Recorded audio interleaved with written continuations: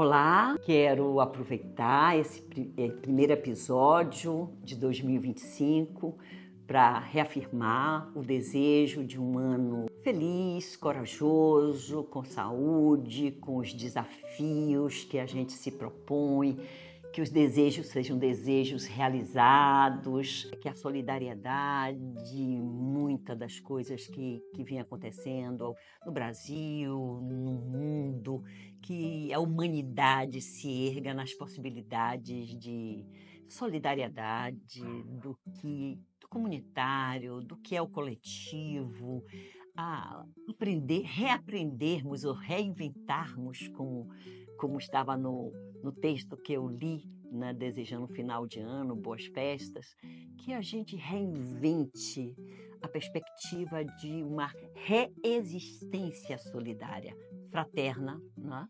onde não caiba o desamparo, onde o outro não seja um estranho para nós ou em nós. Bem, nesse episódio, e hoje é um dia importante que precisa ser remarcado com relação à tentativa de golpe contra a democracia que aconteceu em 8 de janeiro de 2023. Então, hoje é um dia da gente comemorar as possibilidades de reação, de impedimento desse golpe, né? E que tem algo que nessa reação ou nessa comemoração, ou melhor, nessa lembrança, a gente reafirme essa memória de não admitir nem levarmos para o futuro o vazio, o esquecimento ou como se nada tivesse acontecido. Então, precisamos reafirmar a nossa história desse reexistir, essa história de impedimento, de enfrentamento, de coragem, né, de defendermos um processo democrático que envolva, que considere democracia na perspectiva das possibilidades da sociedade, de uma nação, da cidadania, da dignidade humana. Então, e eu quero pensar, né, nessa comemoração, na reafirmação do que eu normalmente, quando escrevo, falo de memória e identidade e a intimidade da memória. A possibilidade de organicidade da memória na Constituição, em nós, enquanto povo, enquanto nação. E em algum momento do meu trabalho com relação à constituição desse sujeito coletivo, e a que eu estou chamando a nação, né, o país, né, a nossa terra, o nosso povo, as nossas diferenças regionais, étnicas, culturais, mas que possa constituir o que Contardo Caligari chamou de integração, né, mesmo nas nossas diferenças, mas não como desigualdades, né? Eu chamo de intimidade dessa memória. E aqui eu quero aproveitar uma passagem. Quando eu escrevi a minha tese de doutorado, eu trouxe uma citação de Marilena Chaui. Eu digo que na construção da intimidade com a memória, como um caminho de processo do devir humano, consideremos a digressão que Marilena Chaui faz, onde pode-se localizar a origem da palavra memória e do seu significado para que possamos melhor escutá-la. A escuta da memória com um significante. Marilena Chaui faz a seguinte digressão. L'été, noite, silêncio, esquecimento, morte. E ela recupera na digressão, é aletheia, é luz, é palavra de louvor, é memória, é imortalidade. Nós temos que firmar, né, essa intimidade, essa constituição, né, de um povo que enfrenta, que teve a coragem, no momento de um país dividido entre algo que nós vamos recuperar na leitura hoje, para comentarmos hoje um pouco mais, uma reflexão de Byung-Chul Han, né? Especialmente no livro A Expulsão do Outro, né? Então, nós temos, sem dúvida, um país tensionado, né? Dividido, desafiado, na permanência, no amadurecimento, na solidez do nosso processo democrático. Sempre na direção da inclusão social, da constituição de uma cidadania sólida e de reconhecimento de todas essas diferenças sem que se constitua o outro um inimigo. Ele tem, nessa expulsão do outro, ele abre essa obra com um capítulo que ele chama O Terror do Idêntico. O tempo em que o outro existia, passaram. O outro como mistério, o outro como sedução, o outro como eros, como amor, o outro como desejo, o outro como inferno, o outro como dor, estão a desaparecer. Hoje, a negatividade do outro cede lugar à positividade do idêntico. A proliferação do idêntico é o que constitui as alterações patológicas, doentias que afetam o corpo social. Então, a nossa sociedade, ao mesmo tempo, está doente, porque só reconhece, só convive, só harmoniza com os iguais. Então, o que Christian Dunker chama no livro Mal-Estar, Sofrimento e Sintoma, né, na sua obra, o psicanalista, ele traz o conceito de condomínio. A vida, né, a sociabilidade enquanto um campo e universo de valores, não é só de território, mas de valores, de chão, de estética, de possibilidades de vida em condomínio, né? Eu gosto da mesma estética, eu quero as pessoas que se vestem como eu, que gostam do que eu gosto, que eu me vejo e sou reconhecida como igual. Então ele vai chamar, nessa obra genial, o que é que leva ao mal-estar. Como isso é um terror, como ele chama, ele dá o título ao capítulo de Idêntico. E nessa perspectiva de avanço da decodificação desse terror, né, do idêntico, a pressão destrutiva não vem do outro, provém do interior em nós mesmos, né? De um processo de autodestruição.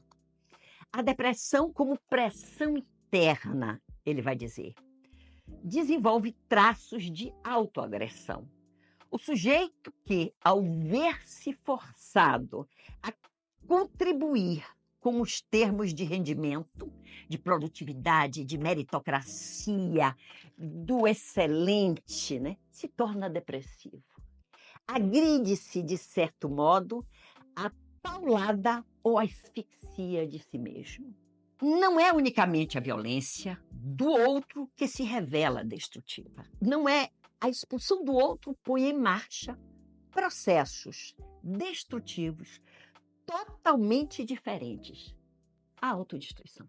A dialética da violência impera, em geral, um sistema que rejeita a negatividade do diferente, desenvolve outro, traços autodestrutivos. Essa iniciação desse capítulo, né, ele traz de uma forma muito, muito clara. Se, por um lado, a narrativa parece que é uma responsabilidade individual, mas essa é uma característica de um tempo onde a estética da competência é atribuída ao indivíduo, como uma forma de invisibilizar a tessitura do sujeito coletivo, do sujeito social, né? Do que é público, como eu tenho dito em outros episódios e em outras conversas. Então, isso é invisibilizado e se exacerba esse indivíduo da competência, né? Esse indivíduo da meritocracia, né? E como isso leva a uma situação de desamparo, porque, ou do que a gente costuma dizer assim, fulano é egoísta, só pensa nele. É como se fosse legítimo, né? Especialmente na relação, quando você quer tecer laços e esses laços estão cada vez mais frágeis, né? Cada vez menos sólidos ou mais estranhados, mesmo em ambientes familiares, em relações de amizade, a disputa, a inveja, o incômodo, né? Mesmo de quem a gente tem laços afetivos. Mas esses afetos estão sendo minados ou contaminados por este elemento ou este veneno de que é preciso cada um cuidar de si mesmo. Aí vira vale tudo. Ou eu só reconheço quem é igual a mim, quem eu enxergo e me reconhece como igual. Então, esse é um elemento de violência, é uma fonte de violência, né, na sociedade, é uma fonte de ódio, né, se traduz numa... O que é diferente de mim é meu inimigo, né, é um inimigo a ser combatido, né, a ser eliminado. Então, essa patologia não é uma coisa menor. Historicamente, tem nome, né? O fascismo foi tecido assim, em cima de um consenso social onde até as crianças, isso vira uma estética, isso vira uma forma de ver e estar no mundo, onde filhos entregavam os seus pais, que acolheram, esconderam, né? Um amigo, um sócio, um parente, um vizinho que era o judeu. Então, nazismo, né, teceu esse consenso da maioria, né, de uma sociedade que hoje a gente chama de necropolítica, de uma política de morte, né? Com isso, num outro momento da obra de Byung-Chul Han, ele vai falar como eu citei no episódio passado, a morte de Eros, né?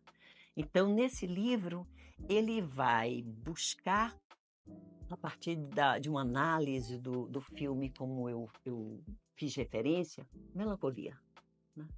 Então, a vitória se dá, o elemento se dá, eu vou ler aqui uma outra parte, quando ele diz o seguinte, a morte do Eros. Nos últimos tempos, tem se propalado o fim do amor.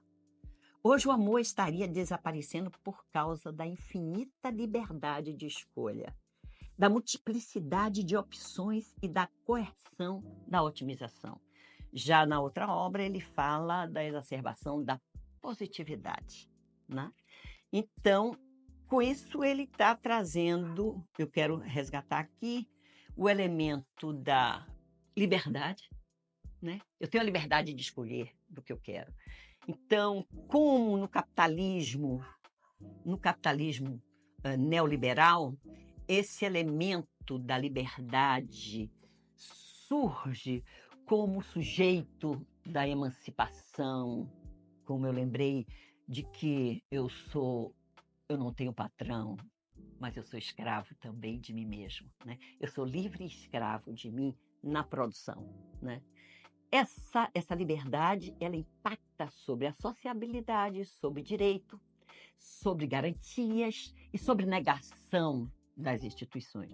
O nazismo nasce exatamente nesse momento do sujeito quando ele atinge um desamparo, né? Então, a síndrome de pânico como sendo um adoecimento ou um sofrimento psíquico bem característico de tempos atuais. Ele avança nessa abordagem quando ele diz o seguinte: hoje vivemos numa sociedade que está se tornando cada vez mais narcisista. A libido é investida primordialmente na própria subjetividade. O narcisismo não é um amor próprio. O sujeito do amor próprio estabelece uma delimitação negativa frente ao outro em benefício de si mesmo. O sujeito narcísico, ao contrário, não consegue estabelecer claramente os seus limites. Ele não consegue perceber o outro em sua alteridade e reconhecer essa alteridade. Ele só encontra significação ali onde consegue reconhecer de algum modo a si mesmo. Vagueia aleatoriamente nas sombras de si mesmo, até que se afoga em si mesmo. E ele avança. A depressão é uma enfermidade narcísica. O sujeito depressivo narcisista está esgotado e fatigado de si mesmo.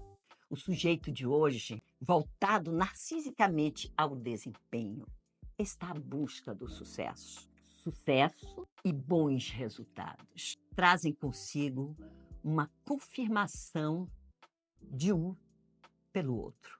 O sujeito do desempenho depressivo mergulha e se afoga em si mesmo.